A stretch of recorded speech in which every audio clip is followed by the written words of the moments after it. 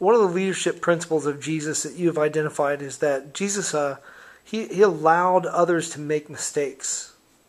You know, the night Jesus was going to be betrayed, first he takes all 12 out, but he takes these 3 with him to pray. Well, he goes out and he starts praying. He comes back, they're asleep. He wakes them up and says, hey, can you guys stay awake a little while? And he goes back and prays again. And they comes back, they're asleep again.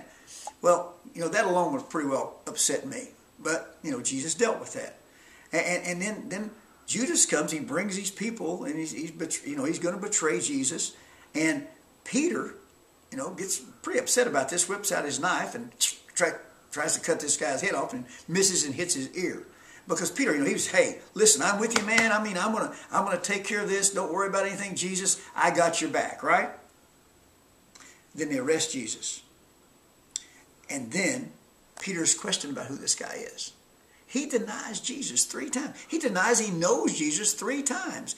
Now, can you imagine this? Here's one of your 3 top guys, and he's denying who you are.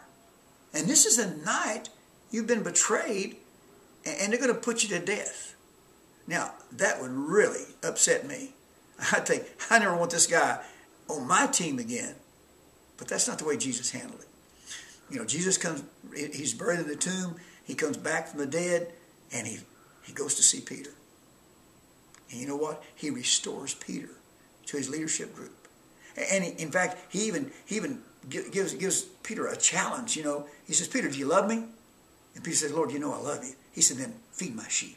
And when we talk about sheep, he's talking about feeding the people who are going to follow us. Our followers. I want you to feed them. I want you to teach them about me. I'm going to hold you responsible, Peter.